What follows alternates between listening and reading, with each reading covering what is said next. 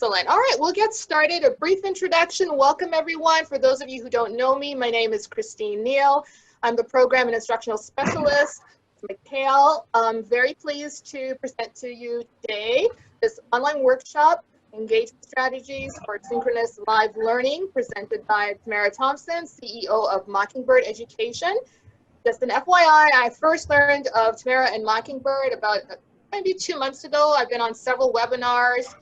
This one, I believe, was through EdTech, and she talked about engaging learners online. So as you know, most of us have gone through the challenge of going to remote learning, distant learning. Now what we need are tools to help us keep our learners engaged and keep those attendance numbers up. So I'm very happy to present Tamara today. And with that, take it over. Excellent. Hello, I am so happy to be here today. Let me see if I can now set our tone. Tell me if you can hear that. Yay! We did it! Thank you, Christine, for that introduction, and thank you for having me today. Christine, if I gave you a small heart attack there, I apologize. I promise I'll take really good care of everybody. We have technology working, we have the screen working, we have sound working. How are you today, everyone? Good. Fine. Good. Good. Let me first share this with you. Hopefully you can see the screen. If you can see the screen and you can see behind the curtain, go ahead and give me a B in the chat box. That just tells me that we actually have our screen good and we're ready to go. Excellent. Thank you. Thank you for responding. Keep that chat box handy because we will use it. Let me start by saying that I do want to share what's behind the curtain. Mockingbird practices a strategy that we call Teach Out Loud, which is that I know you and I, we're all teaching right now in this online context and making those adjustments. And so I want to be really transparent about my teaching. So just like you experienced just a second ago, I was playing music for y'all and just jamming out and interacting, and y'all couldn't hear me. And I want to be transparent about how we navigate technology when we have this, because I think we often learn a lot just from watching each other interact on technology. So I hope that you won't treat my slides on the left over here and my speaker notes as a lack of professionalism. I want it to be interpreted as a lack of transparency so you can see what I'm doing behind the scenes. Now we're navigating in Zoom. It looks like we're doing pretty good on that. You know how to use your chat box. Here's a couple of tips here to help us out. If you'll close any other windows, we'll use our chat box. Feel free to send me private messages. I'll interact with those. And without any ado, let's get started. Here we go. Hi, welcome to the webinar, and thanks for joining us. I'm Tamara Thompson with Mockingbird Education, and this is me in my non-virtual world. And this is me as a webinar avatar. And this is my trusty sidekick. If you're joining us live, mute your audio and find that chat box. This is interactive, and we'll use that chat box to participate throughout the webinar. Today we're going to talk about attention. We're going to explore the biological processes of memory and attention. In our second sprint, we'll explore the laws of learning and the cognition that supports the strategies that we'll talk about. And then finally, in our third sprint, we'll share design and delivery strategies that capture, sustain, and manage student attention. Here's a quick glance at our learning objectives. If you're joining us in our live version, go ahead and type R for ready in your chat box. This tells us that your audio is working and you're ready to move forward. If you're watching this as a recording, open up your blank text document and use that document as a mock chat box for participation. Let's get started. So that being said, let me share with you a couple of norms of engagement that I would like to use in our live session. Let's get ready. First of all, let me share this, that we are going to engage in what I call a multisensory experience. Multisensory interactions help us direct attention and focus, and they help us process and encode information more readily. They also, by the way, help us manage that little voice inside of our head, that little voice that's the voice, by the way, right then that said, I don't have that little voice inside my head. That's the voice.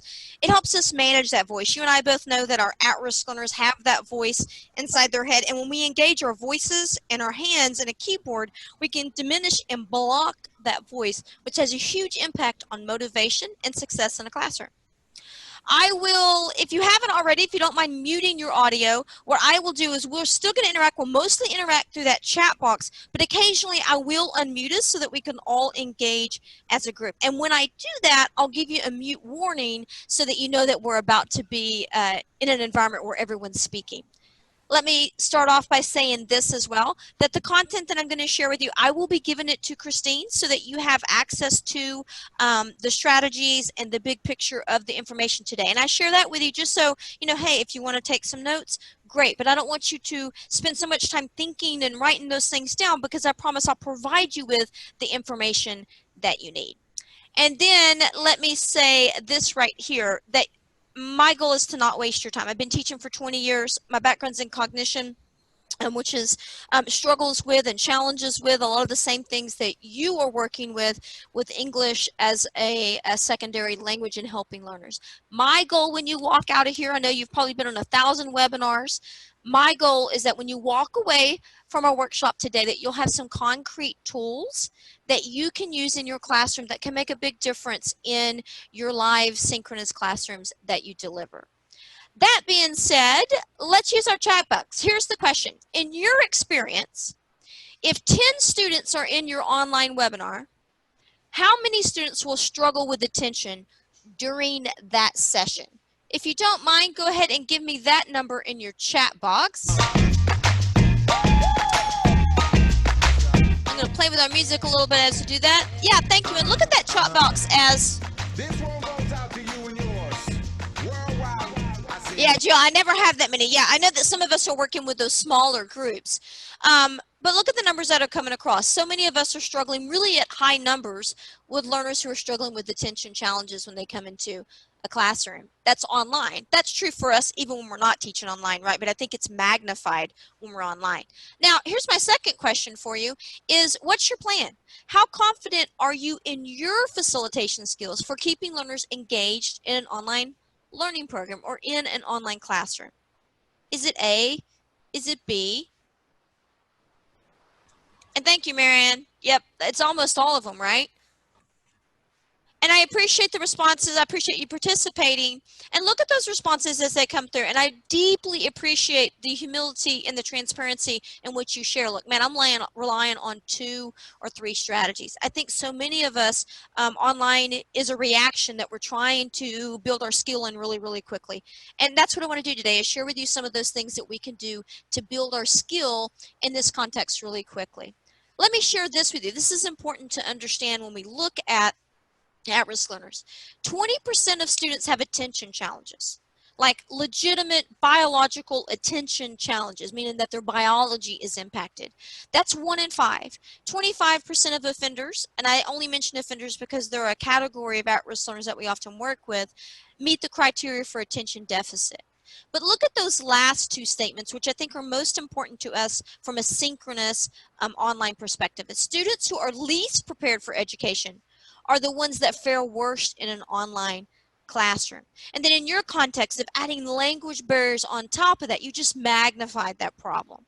And then know this, online classrooms and online learning context are associated with higher dropout rates and lower grades. Now, I know that many of you aren't necessarily working in a grade context, but the reality is really just this, is that online learning is one of the worst mediums for learners who struggle, and all of us are working with learners that struggle. Here's my goal for the day. Here's our path. Go ahead and look at our path here.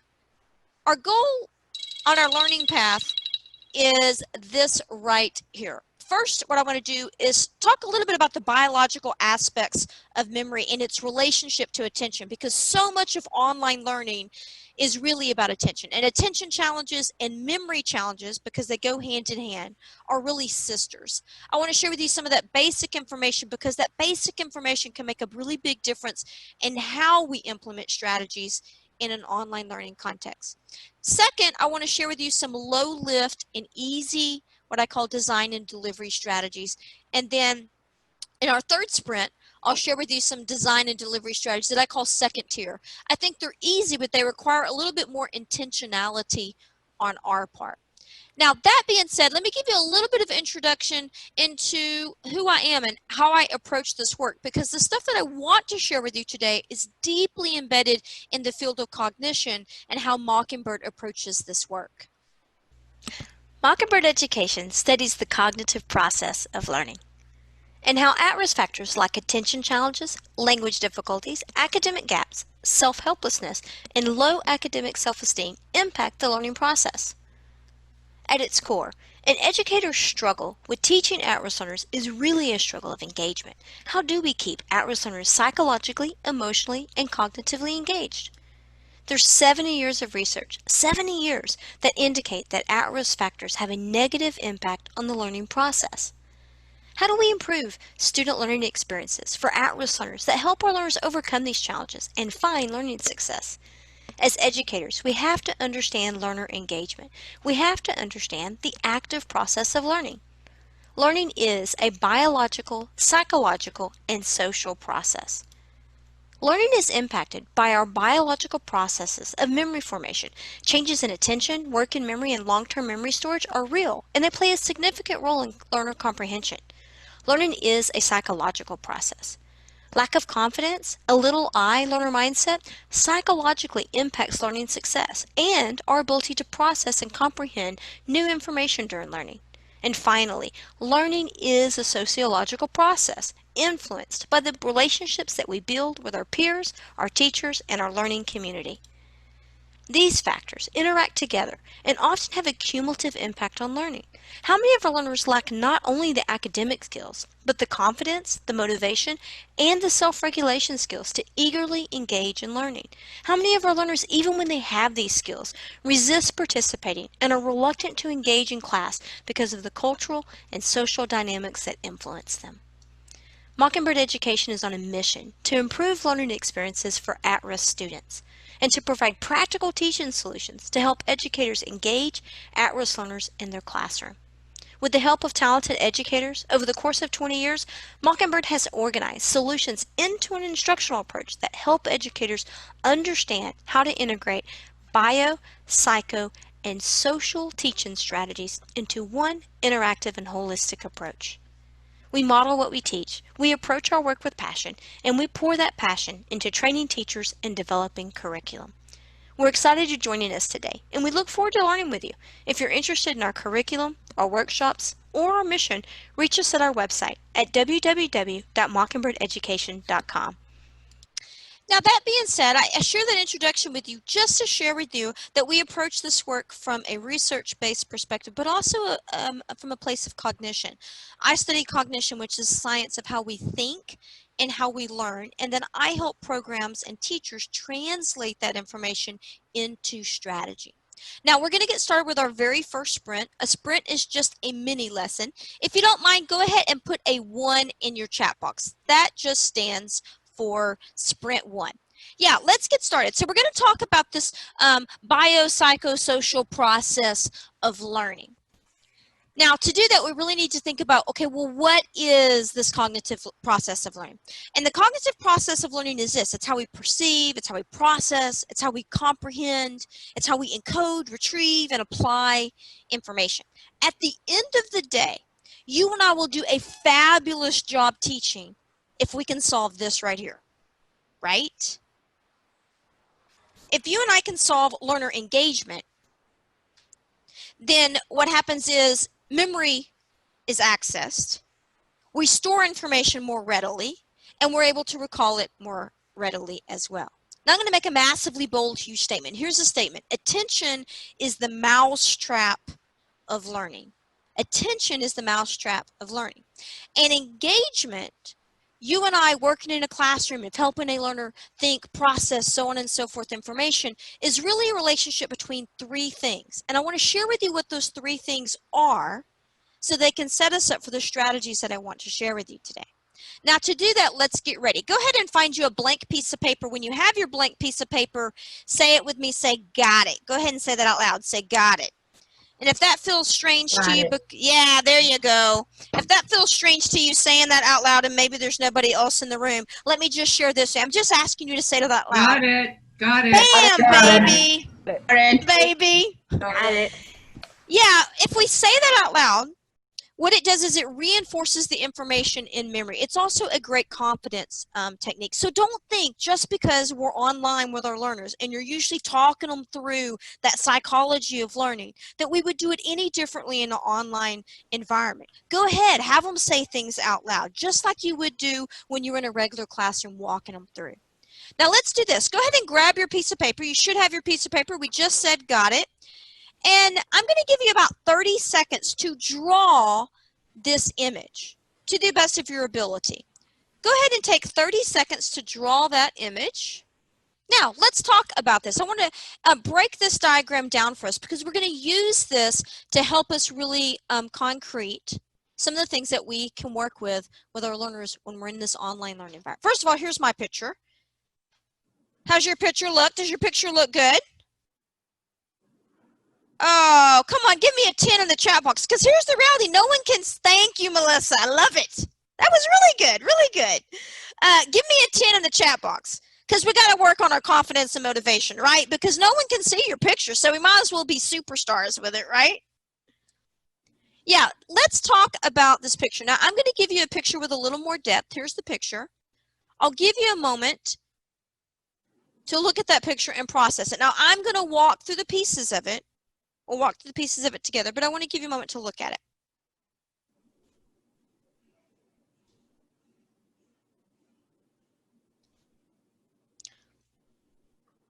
Are you ready? If you're ready, say ready. Are you ready? Ready? Ready. Bam, baby. Let's look at this.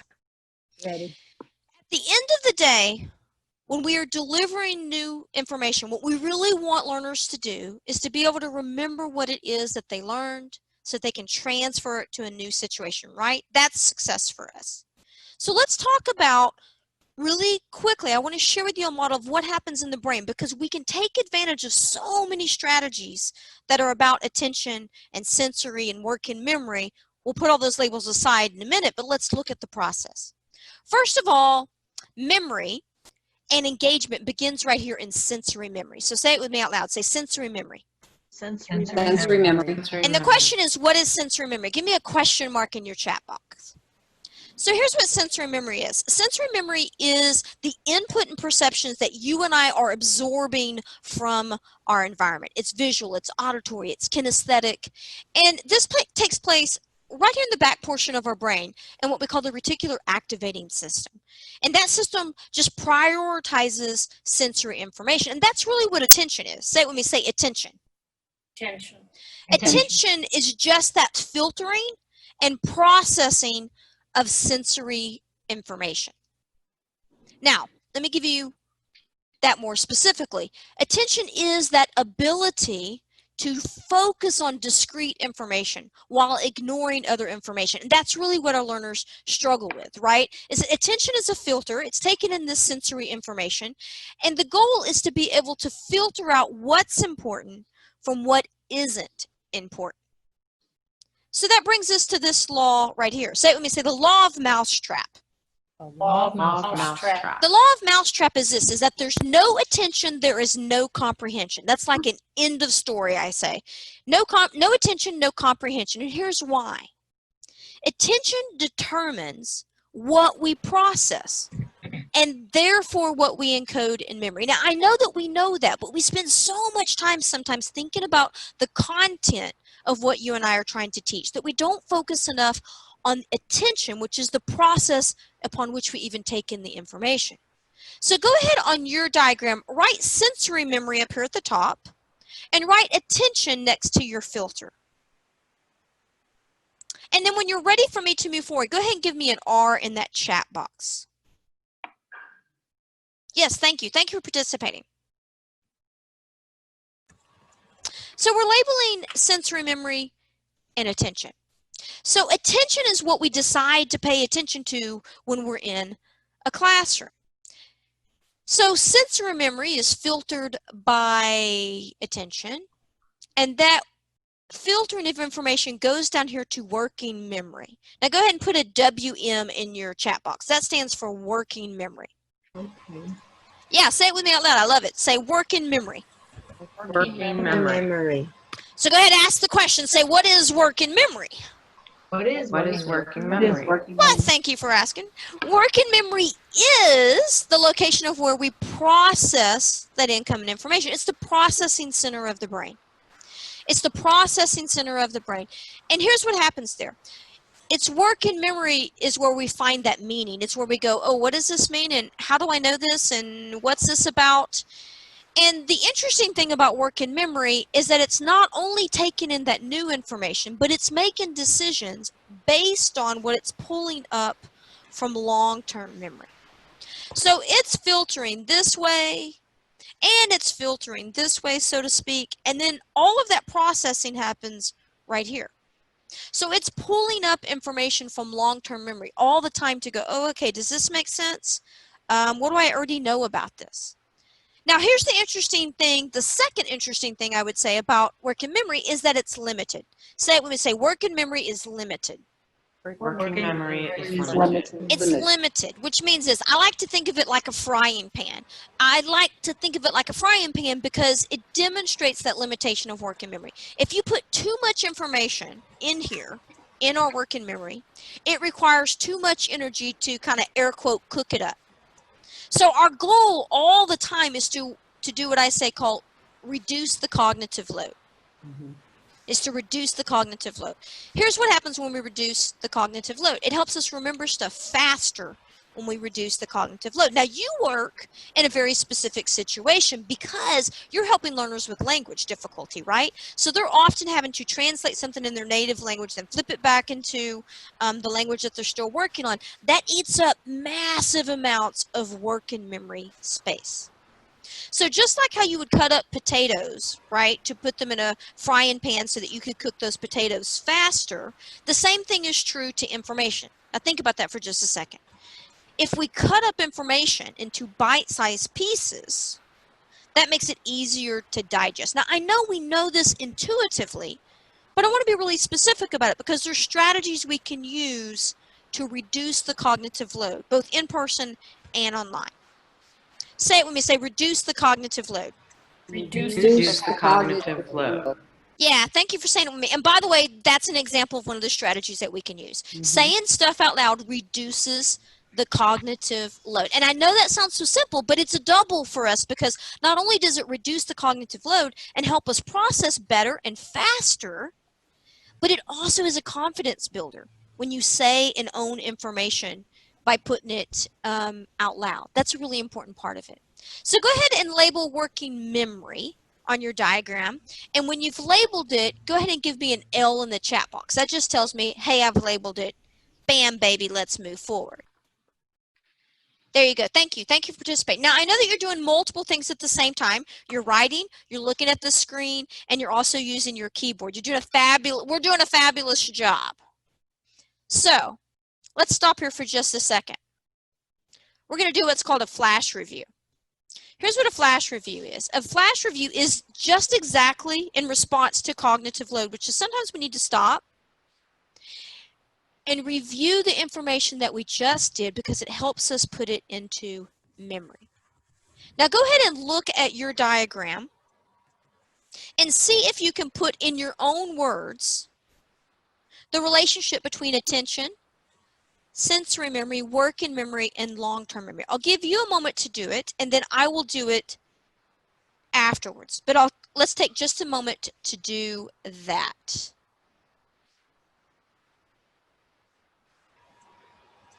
If you're ready, say ready. Ready. Ready. Thank you. Now, that moment that you took right then is another way to reduce the cognitive load. It's called a flash review. It's stopping periodically and allowing learners to put information in their own words. Now, I'm going to put this information in my own words so that you can compare it to yours so it can clear up any challenges that you may have had. Here we go. Sensory memory, and go ahead and watch your screen because I'll use the mouse here. I see you coming across the chat box. I'm sorry. You were just putting it in your own words. I'll do it right now so we can check our understanding. Here we go. This is sensory memory. That's sight, sound, physical kinesthetics, emotion. Sensory memory are the perceptions that we take in our environment. It's what you yourself are experiencing in the room right now. You're listening to me, you're looking at the screen, you're maybe have a dog in the room. All of those things are sensory memory. What attention does, reticular activating system in the brain, for those of you who want those details, what attention does is it filters that information and it says, oh, okay, what's important here? And what do I need to discard? Whatever attention focus on lands in working memory. Go ahead and say working memory with me. Working memory. Bam, just like that, thank you. I think of it like a frying pan because it's limited in capacity. Working memory is about reducing the cognitive load.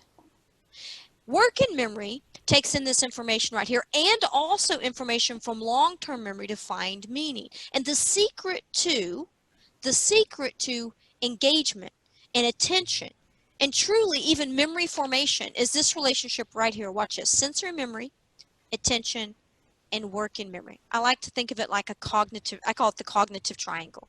Attention, sensory memory, and working memory. So literally right now as a facilitator, if I was to pull behind the curtain and you could see inside my brain right now as I'm interacting with you, these are the three things that I'm trying to manipulate with you and I as a teacher right now. I'm going, okay, here are some of the attention strategies I can use. Here's some perception strategies I could use. And what can I do to reduce the cognitive load? I'm constantly balancing between strategies in these three areas. And I'm going to share with you what some of those strategies are. I like to share the why, though, because you and I work in constantly changing situations. And when we understand the why, we can transfer that knowledge into other situations. Now let's stop for a second. Now, no matter where you're at, and I can see some of you, so I hope you'll play along, go ahead and stand up for just a second. We're going to do this next piece of learning standing up. But go ahead and ask me why. Say why. Why? Why? Standing up changes the physical state of the learner. And if you change the physical state of the learner, you can change the mental state of the learner. That's important. Now, I know you and I in a classroom would often, when we're working with learners, and I'm saying classroom, I know that many of you may work in community centers, libraries, that sort of thing. But don't be afraid to have learners stand up and change state. That's a great attention perception strategy. Yeah, I'm stretching around. Thank you all for playing. Now stay standing up for just a second. Are you ready? Ready. Same strategies you would. Sleepy. Thank you. So there we go. Exactly that. As you said, I was getting sleepy. So it's good to have a state change. Don't be afraid to use those state changes in an online learning environment. Now, it's true you may not be able to see them on the other side. They're called invisible. But invisible is okay. Assume that they're going to engage, because most people will. Even our at-risk learners will engage. Now, I want to share with you the design and delivery strategies of that model that I just shared with you of how memory works for at-risk learners. Now, we're going to look at these design and delivery strategies through what we call the laws of learning. Now, the laws of learning are universally accepted concepts in cognition or in cognitive learning design. And it looks like this. First of all, we have to know this. Processing is very expensive. Bam, baby. Taking in all of that sensory information is really, really expensive. And here's the result of that expense. It's called the law of limited attention. Go ahead and write LA in your chat box. That's the law of limited attention. The law of limited attention. And the law of limited attention is this right here. We can only pay focused attention for a limited amount of time. Now, you and I know that, but let's make that concrete. We can sustain attention for about our age in minutes, up to about 20 minutes. That's the rule. So that means that if you're 3 years old, how long in minutes can you pay attention? 3. Bam. Just like that, baby. 8. 8. Yep. So you see this pattern. However, it has a cap on it, excuse me. This is my boyfriend, Matthew McConaughey. Whoop, whoop. He's totally in love with me. In fact, he's staring at me right now. I don't know if you can see that, but he's not looking at you, Gil. He's looking at me. No, he's looking at me. Right? Attention laws would say, okay, well then, you know, the old Matthew McConaughey, who by the way is a fellow Texan, can stay focused on Tamara Thompson for 50 minutes. And the reality is that simply isn't true because we have a peak. And that peak is this. It's about 21 minutes. However, please know this about that peak. That peak isn't about our students.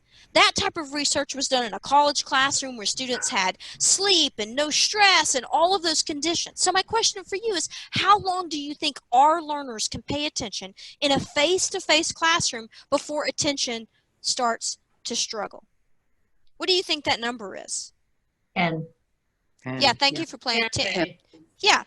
10, 15. Here's the thing. We don't have research on that. My personal experience has been, oh, you know, you got about 15 minutes. But look at this. This is what a typical classroom learning situation is. And here's the attention span in that time frame. So if this was an hour long or an hour and a half long class, look at how attention fluctuates for those learners in that time period. Again, I know that you and I know this, but sometimes it's good to see it in a concrete place so that when we look at the strategies, it becomes clear what we're doing. Now, I got to give you a double whammy. Say whammy. Whammy. Yeah, here's the double whammy. See, that research that I just shared with you and that rule of thumb, that law of limited attention at 21 minutes or your age in minutes, and for you and I, let's say it's 10, that's in a face-to-face classroom. So what do you think our attention span is in an online learning environment? And please don't shoot the messenger. 5 minutes. Less. Yeah, give me some numbers. Give me some numbers in that chat box if you don't mind. Yeah, look at these numbers coming across. 7, 5, 8, 10, 5, 5. Hey, guess what? Too high, too high, too high. So far, Marcia, you're the closest. Yeah, Winane, I hope I'm saying that right. Here it is. 2 to 3 minutes. Go ahead, say it with me. Say boo. Boo. Yeah, so watch this. In 2 to 3 minutes, what happens is you and I want to check out, and that's when we go and get on our phone and we watch our funniest cat videos, and this is where this takes place, or why this takes place, I should say. So think about you and I in a classroom right now in this online context. That means that every 2 to 3 minutes, attention has a moment of diffusion, we call it. Now, that's another law. It's called the law of cyclic attention. Here's what the law of cyclic attention means. It means that attention cycles through periods of engagement and diffusion, that we experience lapses. Now, here's what a lapse means. Here's attention. It has a peak, and then it diffuses. It has a peak, and then it diffuses. Now, watch this. In this moment of diffusion, our learners who struggle with self-regulation skills, right? If they're not easily engaged, here's where they go. Or in our context right now, it means they're just going to log off, right? So that creates a challenge. During moments of diffusion, it is easy to log off, easy to quit, and easy to not return, which is what so many ABE programs and just ESL programs are struggling with right now, is your learners have completely just disappeared off the surface, right? How do we meet that challenge? It's a design and delivery challenge. Here's the question. How do we keep learners engaged when attention diffuses so quickly? And keep in mind that this isn't just the challenge. This is one learner. Many of us are working with 5, 6, 3 or 4 learners, and look at this. All of them are on different attention span cycles. So the question then becomes, oh my gosh, how do I coordinate? Say it with me, say coordinate. Coordinate. Coordinate these attention spans cycles so that they're more aligned. Yeah, right? This is our goal. That's called the law of cyclic attention. Attention cycles through periods of engagement and diffusion. Now, I want to stop here for just a second. This is a flash review. Say it with me, say flash review. Flash review. I want to give you a moment to look at those laws and see if you can put them in your own words. Now, you're going to hear a lot of people talking at the same time, but I most sincerely, will you try to say what these are in your own words out loud? I just want to give you an opportunity to put it in your own words, and don't worry about the noise that you're going to hear on the line. So attention is the mousetrap of learning. That means without attention, comprehension doesn't take place. The law of limited attention says that attention is limited. In my case, it's going to be about 10 minutes. Attention is cyclic means that there are points of engagement and diffusion. And the challenge for that is that I'm trying to engage learners and get them on the same cycle so it's easier to work with. How you doing? You doing okay? Good. Okay, we good? Tell me if you're good. How we doing? Good. Good. Okay, so there are 3 laws. Say it with me. Say, attention is the mousetrap of learning. Attention is the mousetrap of learning. Attention, I can't explain the first one again, Melissa. The first one is, without attention, comprehension doesn't take place. So if you don't capture attention, it never even gets to work in memory because it's the filter, okay? Limited attention is that we have about 10 minutes. Amount of time. Yep, just like that. So think about it in terms of like 10 minutes. That's the easiest way in our world to think about it. And then cyclic attention is that we go through periods of diffusion. Here's why that's important. When we have moments of diffusion, bam, baby, we got to do something to pull attention back in. Yep, just like that. Okay, time for a change. Are you ready? Yep. Here we go. Now, change your state. And by change your state, I mean if you're standing up, sit down. If you're sitting down, stand up for just a second. Thank you, thank you, thank you.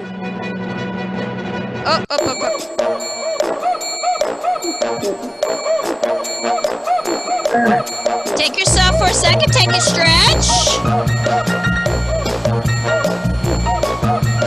Now, are you ready? Yes, we are. Yeah, go ahead. Do a dance. You know you wanted to. Ba-ba-da-ba-da. Ba-ba-da-ba-da. Ba-ba-da-ba-da. Here we go. Now, we did 3 laws. We're doing pretty good. I'm going to add a few more laws to it, and then we're going to talk strategy. Sound good? Yep. Yeah, say let's do it. Let's do it. Let's do it. Bam! Here we go. Law of selective attention. I'll give you a moment to look at that picture and see if you can figure out what that picture means. Law of selective attention. Are you ready? Identify what you want them to pay attention to. Thank you, Gail, for playing. Yeah, watch this. Law of selective attention, as beautifully said. We can only pay attention to one thing at a time, and attention selects what the mind will focus upon. Now, I know we know, again, all these laws are intuitive, but I want to be explicit about them because I'm using these strategies that I use based on these laws. Now, I want to prove this one to you. Say, prove it. Prove it. Prove it. Okay, go ahead and look at your screen. Right? You can pick out among the most spectacular cognitive abilities is the ability because you can practice selective attention. Now, selective attention is one step. Here's the next piece that comes with it, is that our attention has priorities. Go ahead, say it with me. Say, tell me more. Tell me more. Attention has priorities, and here are the 3 priorities right here. Look at these 3 right here. Warning. Yep, thank you. Give me some guesses. Social media. Okay, so we're going to take media off of that one and just call it what? Distractions. Social. Social. Social media is just an example of that, which, by the way, is why social media is so popular, because it meets, attention has a priority of meeting a social need. And then what do you think that last one is? Information. Very nicely done. Very nicely done. Here we go. Yeah, watch this. It's safety. In the shortest terms possible, it's this. This is the reptilian portion of the brain. It is that amygdala fight, flight, freeze response, right? Is it going to eat me? Does it want to have sex with me? Does it want to kill me? These are the things that the brain does. But that also includes this. Am I emotionally, physically, and mentally safe? Don't ignore those pieces of safety, right? And then our second priority is social needs. And then last, and absolutely last, we pay attention to information. Now that's horrible, horrible news for you and I as educators. And we experience that every single day, right? I mean, I'm just putting labels on what you and I experience as teachers. But let's be more specific about those challenges. And when I say design and delivery, I mean lesson design and delivery challenges. First of all, we're in a competition. Right now, when you're online here learning, here is what else is potentially going on in your life. Right? Right? And yet I'm constantly saying, hey, focus here, focus here, focus here. Say it with me, say focus here, focus here, focus here. Focus here, focus here, focus here, focus here, Right? focus here. But we have all of this other stuff going on. And to put that really specifically in our learners world, it looks like this, right? Mm. Yep. Thank you, Marianne. Yeah. You know, the absurd is often a distraction as well. I'm just responding to someone in the chat box. That's great. So why in the world would I want to focus on academics when all of this other stuff is going on? My mind naturally doesn't want to do that. And by the way, you and I teach learners who often don't always necessarily appreciate the value or understand yet the value of the education that they're working on. So this is a competition. And when you and I lose this competition, this is what we experience. Right? Now, if that is completely foreign picture to you, good for you. Right? But I mean, this is what we experience when we lose that competition. Now, one last law related to this. It's called the law of informational drama. Say it with me, say law of informational drama. Law of informational Drama. And what does that mean? Here's the law of informational drama. Law of informational drama says that the mind will prioritize information if the information is unusually dramatic, exaggerated, or emotional, which is how reality TV captivated America and continues to captivate our lives. Now, I'm going to give you what I call the low-hanging fruit first, which is the obvious, but truly, I don't want to underestimate its value. I want to share with you a design and delivery strategy. That is what I call easy and immediate. Say it with me, say easy and immediate. Easy and immediate. And it looks like this. These are what we call attention manipulators. And attention manipulators do this. They increase the relevancy and the value of the information. Now, these are so simple, but we often ignore their value. And I have so many other strategies I want to share with you, but I don't want to ignore these. This is things that we can do to the information itself to make that information a higher priority. Mm-hmm.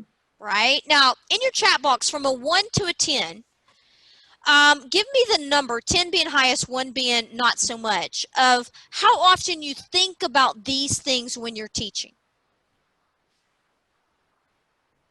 How often you think about those things when we're teaching. And thank you for your honesty. Yeah, 8, 8, 7, 5, 6. Thank you.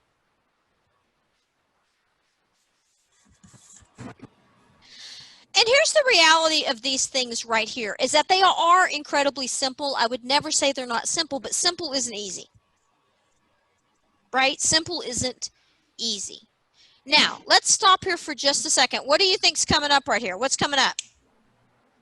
Flash review. Flash review. Bam, baby, a flash review. Now, let's do this flash review a little differently.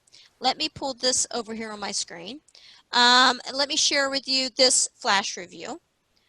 It's called wheelofnames.com. And let me put that in your chat box. Please don't go there right now. But I'm going to put that in your, because it's free, and who doesn't love free, right? Oh, hang on. I did that privately instead of to everybody.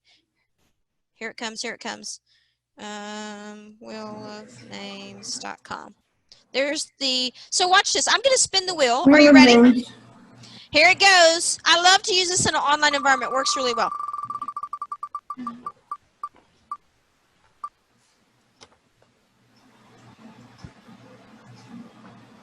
Okay, it's it.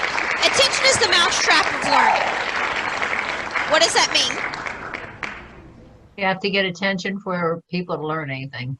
Bam, just like that. Before working memory can do its job, which is processing, we have to have attention. Let's do the next one. Say it with me. Say informational drama. Informational drama. What is informational drama?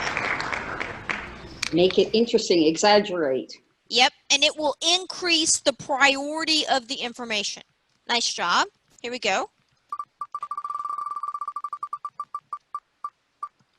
Where are we going? Where do you think it's going to land? Oh, it's selective attention. Ooh, what does selective attention mean?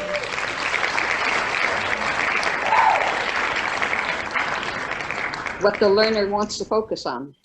Yep. And it may not necessarily be control. That's an important piece of that, right? Is that attention has selectivity. Here we go. We got 3 left. We can do it. Say it when we say we can do it. We can do it. Attention priority. Go ahead, tell me what those priorities are.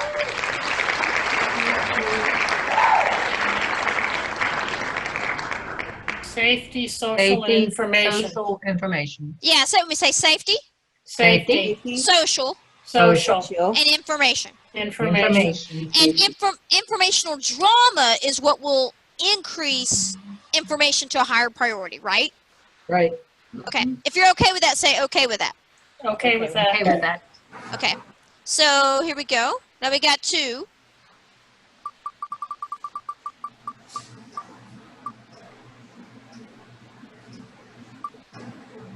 Ah. Okay, cyclic attention. Who's got it? Who could put that in their own words? Anyone? Attention goes through cycles of engagement and diffusion.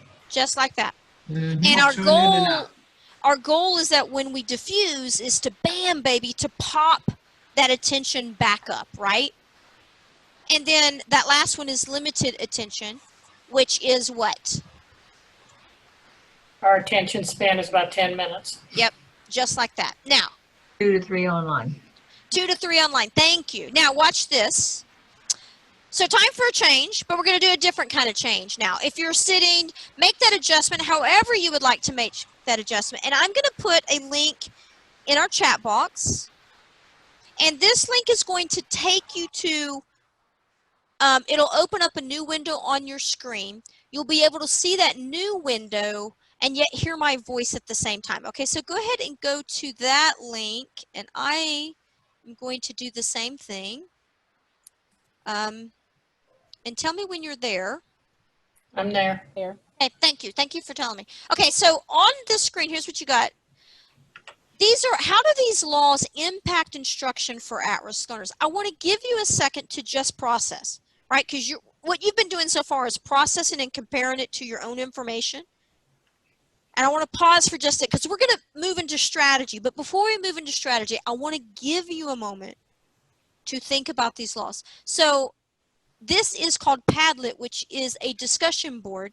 You can add your response to this by just clicking the plus signs. So if you don't mind contributing to this board, you'll see people's responses start to come up here for just a second. Give me some strategy. Oh, where was the enthusiasm? So we say, give me some strategies. Give me some strategies. Bam, baby, let's talk about strategies. First of all, effective learning design will always be, to the end of the day, forever and always, the sweet spot right here.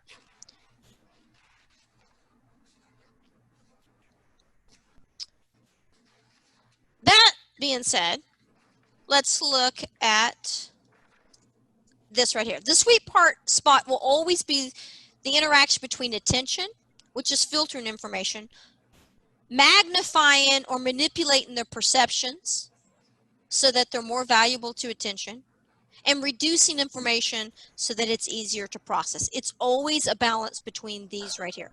Now, I have to be completely transparent with you and share with you that the strategies I'm going to share with you, I don't consider them difficult, but I do think that they require intentionality. Say it with me, say intentionality. Intentionality. And by intentionality, I mean some of them are things that I do before I walk into that learning session with my students, and some of them are things that I do in the moment, what I call in the moment of teaching. And the goal is for some of these to become, not some, I would say all of these to become habitual, so that it's just the nature in which we teach. I'm going to share with you 8 engagement strategies. All of these strategies are based on research. All of these strategies are about manipulating attention, working memory, and sensory memory or perceptions. It's a collection of 8 design and delivery strategies. I'm going to give this to Christine so she can distribute it to you in a handout, okay? But go ahead and take a look at it really quickly. And here's my question to you. We'll do this in the chat box. If you had to label this,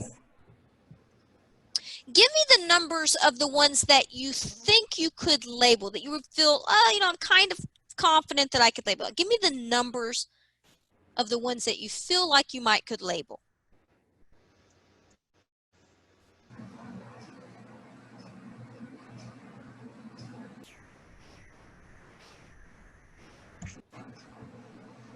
Yeah, and thank you, Andy. Thank you, Kit. Yep. So 5 and 7, 3, 1, 5, 8. By the way, we're using a strategy right now that we call discovery, which is you discover information before you put labels on it. Now, here's my next question for you is, which is the one that you're least confident in? Give me the number with an exclamation point. That just helps me distinguish. Give me the number with an exclamation point. Okay, 8, thank you. Now think about the information that I'm getting right now as a teacher from using this chat box strategy. 2, 2, 2, lots of 2s. Okay, excellent, excellent, excellent. Are you ready? Ready. Mhm. Yeah, thank you. Let's do this. So let's look at number 1. Give me some guesses on number 1. Activity. Yeah, so we've actually done this one already in here. In fact, I've modeled all of these in some shape, form, or fashion. Number 1 is what we call sprints. Say it when we say sprints. Sprints. It's when we divide lessons into short 15 to 25-minute mini lessons. So that instead of having this long course, or long learning session is what I should say, we divide them into these short mini sessions. Change of pace was a really good guess, Susan. Uh-huh. Yeah, so say it when we say sprint. Sprint. So we have 3 sprints in our time here today, okay? We have 3 sprints. One of them was to share with you the science of memory. The second one was to talk about the laws of learning. And then the third one is the one that we're in right now, which is looking at the strategies. So this one is sprint. I not only divide things into sprints, I tell the learners that they're sprints, and I show them a picture like this, and like I shared with y'all, that says, hey, let me show you. I'll go back there really quickly. Go ahead, tell me, say, get there, get there, get there. Get there, get there, get there. Yeah, thank you. Now that's a direct to focus, by the way. You're directing my attention. So remember this at the beginning? Mm-hmm. The brain loves for you to tell it exactly what it's going to do. So that's sprints, dividing lessons into short mini lessons. Where's that at? Here we go. Divide the lesson into short mini lessons. That's 1. What do you think 2 is? Mini sprints. Yeah, mini sprints is a really good guess. Go ahead and put 2 in your chat box. Okay, and now put SV in your chat box. SV stands for sprint variation, and here's what it means. I vary the content or the activity of the sprints to avoid repetition and oversaturation. Now, I know that that seems really, really simple, but that means let's not sit and lecture for a really long time. Let's not sit and have them write for a really long time. It's really bad for the brain. It's really bad for the brain. So sprint variation. So literally when I'm looking at what I'm going to teach or a lesson that I'm thinking about working with a student, I do that lesson, I write down my lesson or I write out my plan, and then I look at my sprints and go, oh, okay, I need to switch this up because we're doing too much of one thing. And it really is intentional on my part of making sure that those sprints have variation in them. So say it when we say sprint variation. Sprint variation. It allows us to do this right here. Not only are those sprints on shorter attention cycles, but I'm trying to vary those activities between the 3 so that we don't essentially get bored. It's called oversaturation. If you have too much even of chocolate, eventually, although I don't know that I've found that point to be honest with you, but even too much chocolate becomes an oversaturation at some point. So it looks like this. Sprints are varied. This is the start of a lesson, and that's the end of a lesson.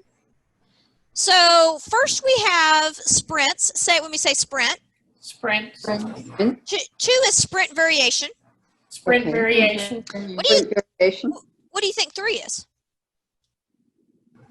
Multisensory.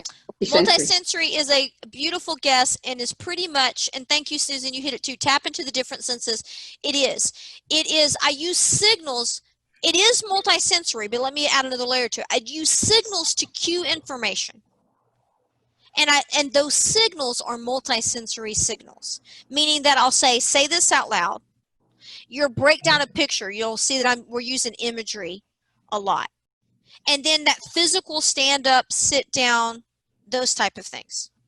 So it is multisensory, but it's also using it to cue the learner. So for example, right now I'm using imagery cues to help you process and reduce the cognitive loads. And I'll prove that. Say prove it. Prove it. Okay, what is this right here? What's one? Sprint. Uh-huh. Say it with me out loud. Say sprint. Sprint. That is the cue itself. The image is a visual sensory cue. And saying it out loud is an auditory or a vocal cue. And using those two together is really important, because if I use them together, what happens is those pieces of memory are stored in different portions of the brain, and they are wired together. And there's an expression in neuroscience that we say, it says neurons that wire together, which means that if I encode that memory together, then I only have to tap one of them and you can pull the whole memory up. Say prove it. Prove it. What does Christmas smell like? Pine. Pine, evergreen. Pine. Now I'm kind of taking advantage of a really well-known, or I say well-known, a very specific type of memory called a trigger memory. But the reality is that we've all experienced a memory situation where you only had one sensory, but it pulled the entire memory up. And here's why: because they were encoded together so strongly.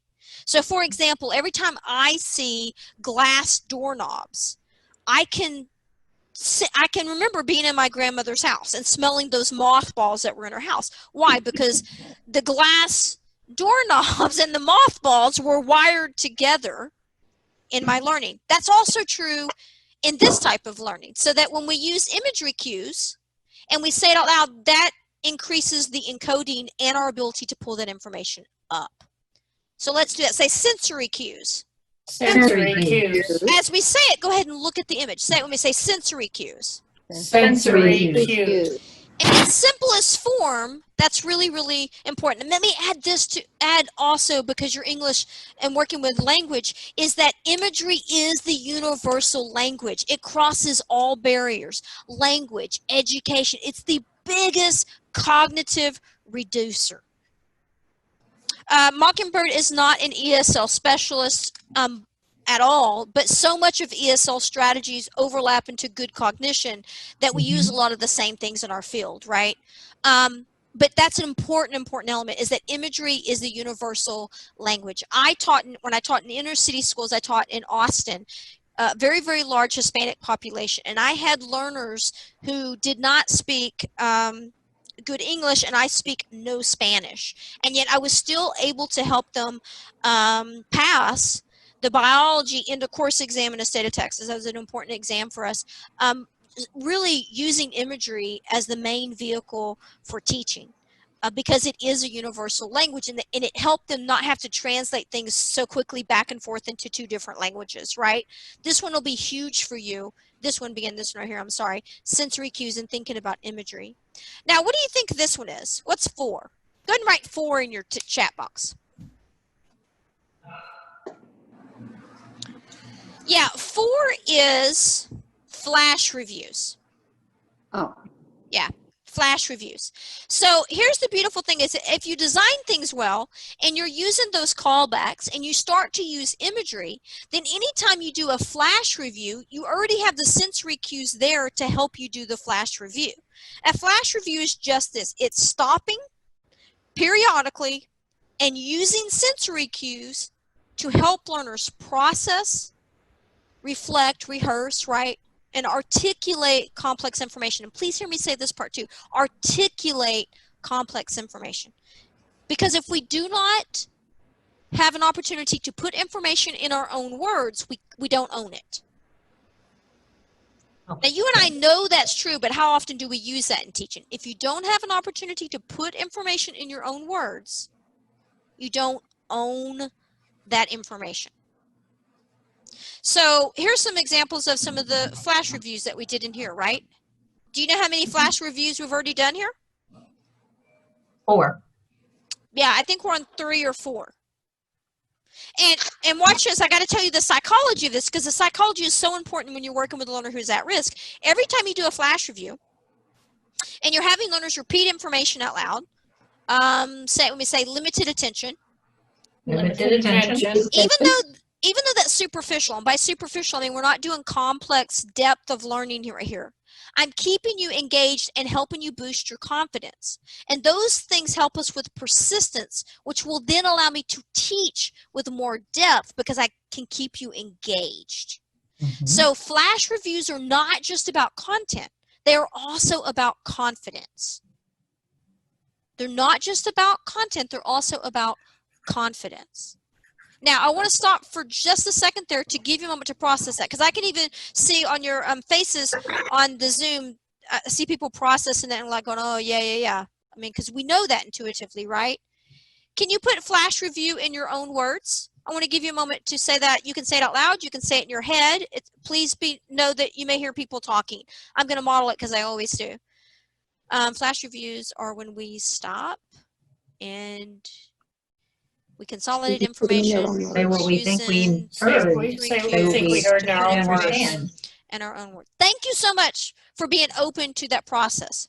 That's really important. It's important that I model it as an educator and that you acknowledge immediately the behavior that you want more of. In this particular case, it is for us to be willing and able to think out loud. I hope that you feel like that we're starting to reduce the digital wall between you and I right now, which is the most difficult part of teaching online. Are you ready? Ready. Yeah, let's do it. So this was what? Do you remember this one? Sprint. Yep. Nice job. What's this? Sprint variation. Woohoo! What's Sensory cues. Cues. Nice job. Nice job. What's this? Flash reviews. And then what's this? Oh, that's a great, Andy. I love that idea. Feelings. How do you feel about things? Yeah, that's meaningful to people. Yeah, emotions is good, but it's a really good guess. What else is going on in this picture? Compassion. Thinking and heart.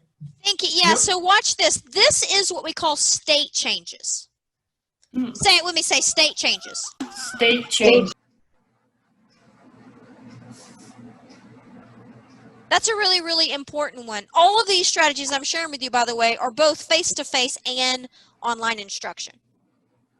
Say it with me. Say state changes. State changes. But the question is, how often do you do state changes? Not too much. Yeah, you got to be careful with them, right? I would share with you that in a face-to-face room, what I'm really doing is I call it navigating the landscape, which is I'm watching the room with my eyes to know when I need to do that state change, right? But in an online environment, I'm doing them about every time I do a flash review, which is about every 15 to 20 minutes. That's my rule of thumb. It's harder to know when to do them in the online environment because you can't read the room, right? And you and I as instructors, you're constantly reading that learner's face and that room to tell you when the group energy needs to change. Right. This is really important from a brain perspective. All of these were state changes. I haven't done a roll call in here. This is just the way I take roll. We're not going to do that one just because I know y'all work with smaller groups. It may not be relevant. Time check. Got it. Here we go. What is this one right here? What do you think? Breakout groups. Working in groups. Yeah, it's social interaction and variation, which go ahead in your chat box write SI. In your chat box write SI. Social interaction in online looks like the chat box for me. I'm constantly doing social interaction in that chat box. In face-to-face, that looks very different. That is, here's my phrase in face-to-face. Turn to your neighbor and put that in your own words, describe the image to them. It's that. It's constantly having them check in with their peer for information. I like to do, I often will, let me give you this little variation right here. I put their names on that wheel, and then I'll spin that wheel and have them put information in their own words. That's a variation on that one. Ready for this one right here? I have no idea. Yeah, this one is the one that requires some intentionality. Building blocks. Building blocks is a good guess. It's this. It's called sequence and chunking. Say it when we say sequence and chunking. Sequence and chunking. Yeah, and Amy, I want to respond to you in that chat box is that's fine. If that works for you, always in good instruction, here's what I would say with you is if it's working, keep doing it. If they're playing in WhatsApp, what I like about using the chat box here in real time is that I'm trying to keep us in that chat box about every 2 to 3 minutes. Why? Because that's my online attention span, right? So it kind of keeps me going. You could still do that in that WhatsApp. The other thing I like is that if I record any kind of learning session to offer it with other students, then I ask them to pull out a blank document and put their participation in a blank document. And it's unbelievable how many learners will come back and say, I thought that was silly at first, but it really helped me stay focused. Go ahead and write SF in your chat box because that is stay focused. Now let's look at sequence and chunking, which is this. Sequence and chunking is about organization. It's about treating learning like this, not this. Here's some chunking examples. I don't care what we're teaching. Put it in a sequence and chunk it down. Here's chunking right here. I put our agenda into 3. The laws of learning were a form of chunking. Putting this graphic organizer together and putting it in 8 parts, that's chunking. Sequencing, this has 3, this has 8. There are 3 levels of difficulty. I mean, I embed it everywhere. I don't care if it has sequence or order or not. I give it sequence and order because the mind loves it and it helps the learner organize that information. I want to share with you this last one. So important.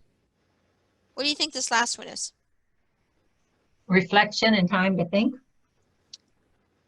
You're close. Reflection, you got part of the speak bubble. Tell me the other one. You got the purple part. Brainstorming, dreaming. So think, speak. Yeah, you're close. So this is self-reflection, okay, and articulation. Articulate. This is and the easiest way to say this one is this. If learners can't put information in their own words, they do not own the information. Right. I mean, we can't say that loud enough. No. If we don't give learners time to think and put it in their own words, right, then they don't own the information. And here's the reality right here. We talk too much. Yes. Right? Yes. Blah, blah, blah, blah, blah, blah, blah, blah, blah, blah, blah. You go, you're so right. Say it with me. Say, we talk too much. We talk too much. Talk too much. Go ahead and tell everybody on the line, say, you talk entirely too much. You talk entirely too much. Entirely too much. Right? I have this joke that I like to tell. In fact, I'll close on it. We're going to review this and close this down, but let me share this joke with you. So you'll have to picture this with me. I keep meaning to put this on video and I haven't done it yet. So I have a dog and I taught my dog to whistle. So you and I are in a room together and I'm sorry that you can't see my face. So you can put my face to my name, but you and I are in a room together and I tell you, I say, hey, you know, Ruth, Rebecca, Gil, I taught my dog to whistle. Go ahead, see if you can get my dog to whistle. And so, you know, you look at the dog and you're like, and the dog just sits there. And you're like, dog doesn't do anything. And so you get a little irritated and you say, I thought you said you taught the dog to whistle. Go ahead and tell me that. Say, I thought you said you taught the dog to whistle. I thought you said you taught the dog to whistle. I didn't say he learned. Right? Okay. We spend so much time teaching. My question is, are they learning? And talk too much and self-reflection and articulation is focusing on the learning and not the teaching. Now we just have about 5 minutes. So I want, for those of you who are going to stay, please know I'm not going to rush off on us. Here we go. Say it when we say sprint. Sprint. Sprint. Yeah, oh, say it when we say sprint. Sprint. Sprint. That's dividing lessons into short mini lessons. When you have it, say got it. Got it. Got it. Okay. What's 2? Vary the Very. Yep. Say it when we say variation. sprint variation. Sprint variation. Variation. That means making sure that my sprints are not the Aren't same. all the same. Yep, just like that. Good job. What's 3? Sensory cues. Yep. Multi-sensory cues that cue the information. This is about directing attention and focus and reducing the cognitive load. They're all about that, actually. What's this one right here? Flash Flash reviews. reviews. Flash review. Bam, baby. Periodically taking time to stop. Build And- confidence. Yep. And by the way, tie this one to its counterpart. If you stop here, this is the goal, Mhm. right? Yep. What's 5? State State changes. Yeah, say it when we say we got to do more of that. We got to do more of that. That. What's 6? Social interaction. Direct. Yep. Go ahead for number 6, write chat in your chat box. That's very superficial in the online environment, but it's one of the best ones that you have to use immediate. I call that immediate engagement is your chat box. And then 7 is what? Sequence and chunking. Sequence and chunking. And here's my advice. I don't care if it has order to it or not, put numbers on it. Especially in online, because anytime I put numbers on everything, I automatically have a way to have instant interaction. Right. Because I can say, tell me about 3, tell me about 1. So put numbers on everything. All my staff are like, they're so tired of putting numbers on everything for me. Like, I can't do this until it has numbers on it. Because that's just an automatic habit in my teaching world. Mhm. And then what's number 8? Self-reflection. Self-reflection and articulation. Self-reflection and articulation. Self-reflection and articulation. Now, you're going to get these resources. I'm going to send them to Christine, and then you'll also, I hope, Christine, I hope you recorded the webinar because I did not. I did. Okay, woo! Everybody will get a link to the recorded. Okay, woo, thank you. So let's start here. I'm going to put this in our chat box. One last thing, and then I'm going to stick around for questions. Say, let's do it. Let's do it. I'm going to put this link in our chat box. Here it is. Here's the link. And then let's watch this and we'll close it down. What will you do now? How will you use the information that you learned today? What are your first steps? Mockingbird Education is on a moonshot mission to improve learning experiences for at-risk learners. I hope you'll join me by taking your first steps of implementation, because you don't have to see the whole staircase just to take the first step. And research indicates that if we don't take some initial steps of implementation immediately after training, we might never begin. And training without implementation does little to help our learners. I'm entering a link in the chat box. Please click the link and go to the First Steps bulletin board. Click the icon in the lower corner, and in 3 sentences or less, explain your first steps of implementation. What will you do in the next week to take action on what you learned today? So that's the first step challenge. I assume that's just on my phone and I have my phone hooked up to a speaker, but it works really, really effectively, and me and learners really, really appreciate that. I was playing it when I was on mute, and I thought everyone could hear it, and I was providing us with some background music. I was all dancing, and we were, but we weren't, because I was on mute and I didn't realize it. Do you have to mute everyone when you're playing the music? So Sandra, I'm on Zoom, which is the platform I use all the time. You just have to make sure that you're sharing your computer speakers And you don't have to mute everyone necessarily. It's just, you just got to be respectful of the noise level and all the things that go with it. That's a good question. Really good question. I would never forget don't worry, be happy, Andy. I wouldn't even dream of that. Susan, yeah, so let's do this. Please, let me say this. I want to make sure I'm respectful, so people who need to leave. My job and my goal really is just to show you what's possible. Mockingbird does not claim to have all the answers, man, but boy, do we love to work on the problem. We love this work. We love working with teachers, and we love our students. I thank you for the work that you do. I know that our students are going through a lot right now, and that you're trying to, kind of hold the boat together at the same time that you are trying to learn strategies as fast as you can to make this transition. My advice to you as a point of where do I start with this, quite frankly, is to start with that chat box. Because that chat box, and here's the thing about the chat box, don't ask for statements, ask for abbreviations. It's like, give me a C for this, give me a 1 to 10 on this. It's start using that chat box as an instant reaction. And that's where I would start. And that will build your confidence and make you start feeling better about what you're doing in that online. Because if you're like me, you're a teacher who wants to feel that room, right? Teaching is an art and a science, and this will help you feel that interaction that you love and crave and use to your advantage as a teacher in a face-to-face classroom. I felt like my ability to teach online really changed when I started using my chat box with a lot more intentionality, because I was able to get that instant response that I'm always looking for as a teacher. I do want to answer questions. Please know, Christine contacted me.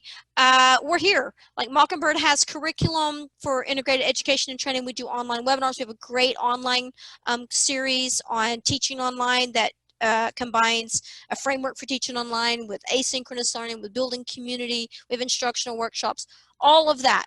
Christine knows how to get a hold of me. Go to our website. You can get a hold of us. Again, we don't have all the answers, but we love to work on the problem. Just trying to show you what's possible. Thank you for the time today. Now I'm going to stick around because I know, oh, thank you. There's a word missing. Thank you. I'm going to stick around to answer questions. And Susan had one. Can you speak to the issue of retention? ESL learners may be engaged during the class and demonstrate progress. Yeah, Susan, I would love to give you excellent ideas on that, right? I would share with you that a lot of what I'm doing in that situation is texting to reinforce some of those things. Oh, okay, Jill, I'll go back there, okay? I don't have a great solution for that other than what I would share with you is that when I started using more imagery and the callbacks together, I saw an increase in retention, but that's never going to replace practice, right? At the end of the day, we got to do the practice. And I don't have a solution for you in terms of how do you get them to practice more. I can make the practice more engaging and more motivating, but, besides that, I really don't. And let me see what that was Jill, right? Organize information in small sequential steps so complex information is easily, digested. Does that help, Jill? Okay. Thank you for pointing that out because I haven't noticed it. Thank you, thank you, thank you. Now, there are other, thank you, Christine. Christine just put a survey out there. For those of you who are still on the line, I can show you my sequence. You know how I say I break things down into sprints? I can show you my sprints for this, for a presentation. And by presentation, I really mean online learning. I can show you my sprints for that. Would you like to see that? Yes. Yeah, let me show you that. And then I want to respond to, don't let this overwhelm you, okay? I just want to share with you what I do in the physics. Yeah, Andy, if I could speak to what you're saying there, thanks so much. A lot of what I do, it's a lot of what you do in the physical classroom, right? Hopefully I'm just putting science on something. If you're a natural teacher, what I did is give you labels for what you're already doing. And like you, I've spent 3 years, Mockingbird has spent 3 years literally trying to translate our Mockingbird methodology into its online context, because Mockingbird in person, our methodology is all about active instruction. And we've been working on that for 3 3 years of how you take those ideas and move them online and practicing them with learners and getting the feedback and, you know, doing all of the things that go with that to make sure that our strategies are effective. And at the end of the day, Andy, here's what I would say. It's the same things I was doing in person. And it does transfer online. It just took me a minute to figure out how to do that well. Right? Because you're getting that instant reaction from learners. You're going, hey, repeat after me. Say this out loud. No, come on, you can do it.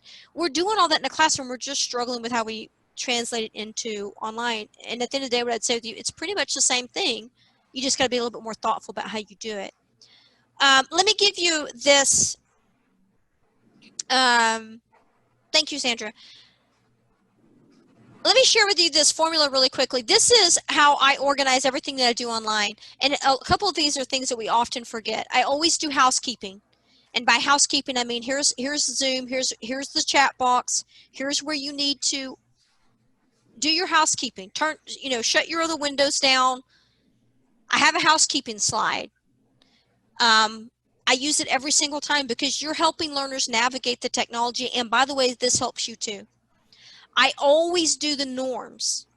The norms, remember I said this is going to be multi-sensory? Mm-hmm. Those are my norms.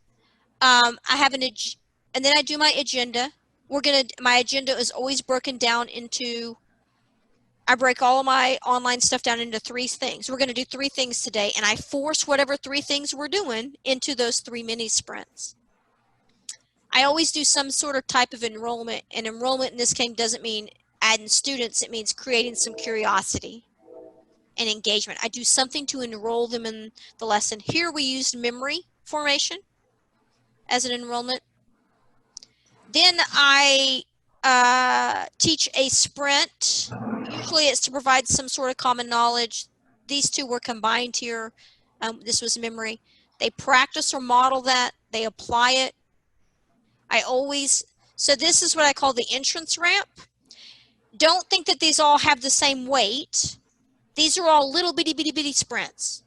First I do housekeeping, then I do norms, then I do the agenda, then I make sure I enroll them. We are forgetting all of this online. Most of us are hopping in here and going right here. This is the heavy of the content, and then this is what I call the exit ramp.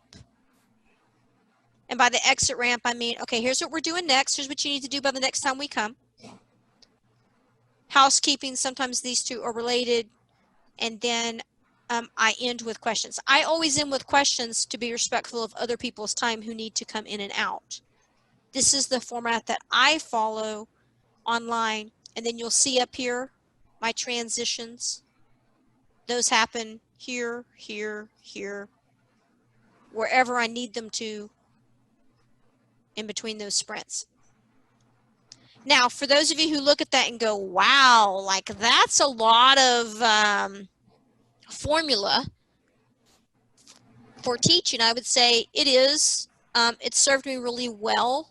I didn't create that overnight, right? But it served me really, really well.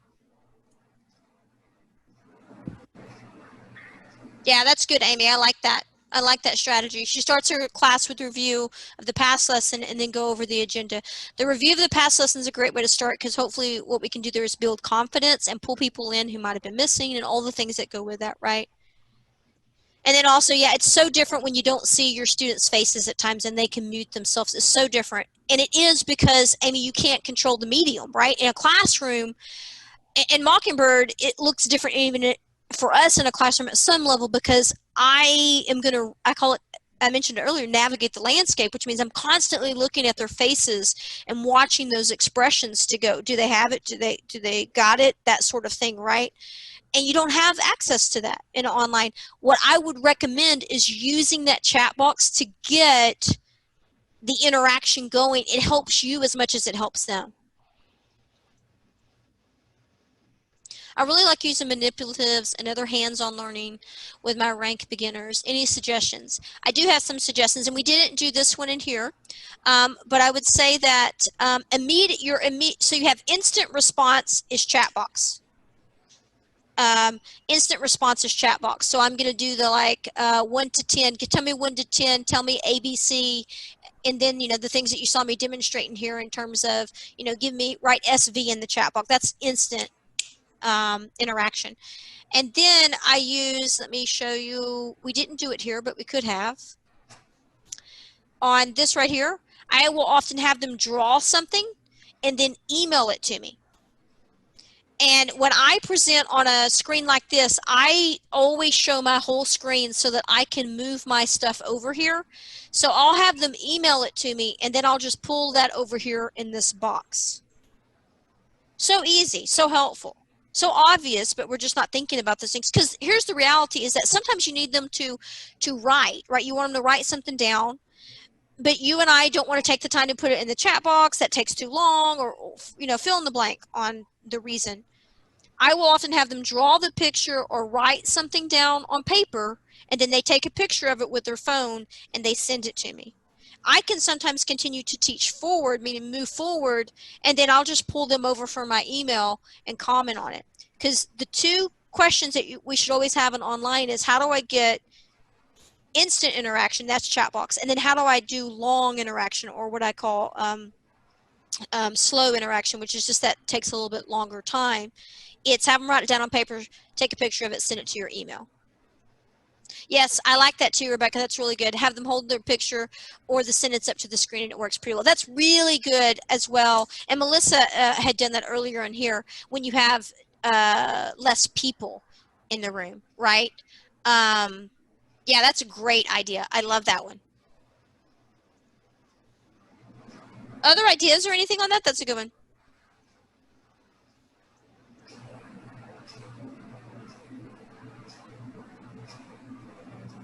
You're very welcome. Very, very welcome. Some of you are emailing me or texting me private or chatting with me privately. Thank you. Yeah, Amy, I like that too. Given so what you call the global, I call the big picture. I say, ask me what the big picture is. And the big picture is a great organizing tool from a cognition perspective. That global, or the big picture, is this right here.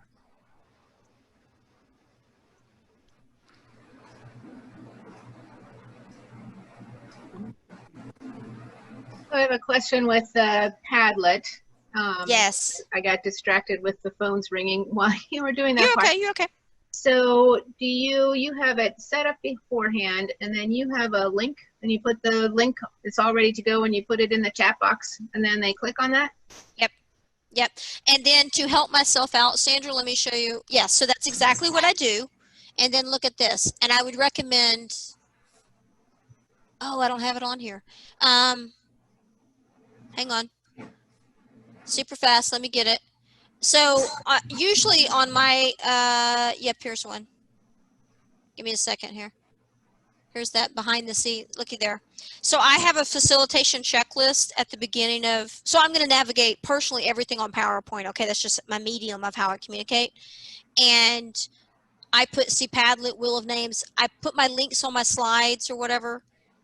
And then I always do this right before I teach so that I make sure that I have my stuff down. Does that make sense? Mm-hmm. I know that seems so simple, but you know, you're navigating the technology and you're trying to get whatever. This has helped me a lot. And Christine was gracious. She said, hey, let's get on here 15 minutes before the thing. And I messed up my time. This kind of thing saved me at the end. I was waiting for our 15 minutes to start, and we were really about to start, but I had already checked all this. So in that crunch, I was able to go, even though I didn't have my audio on. But I used that. That really helps me. So put them in your PowerPoint and then create some sort of list of whatever it is that you need to remember to do.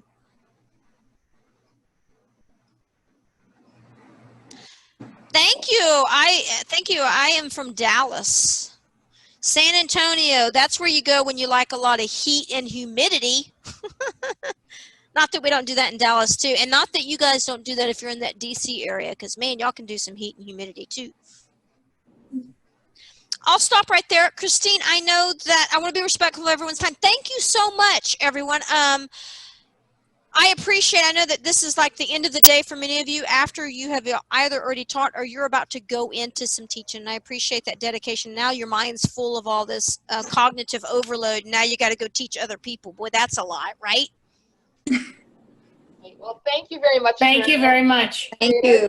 Thank you for sharing all these wonderful strategies, and we'll be in touch. Everyone, as I said, please complete the survey. I'll be sending out an email tomorrow, which will include a certificate of attendance for those of you who need to show professional development hours, as well as a link to this recording. Sounds good. And then Christine, we'll just touch base off base because I'll make sure that I get you a handout. I have a handout of the information that will be useful to you. Okay? Definitely. Great. Thanks, everyone. Thanmes, everyone. Thank Y'all you. take good care. Nice to meet you. Thank you. Thank you. Thank you. I saw a review and it's amazing.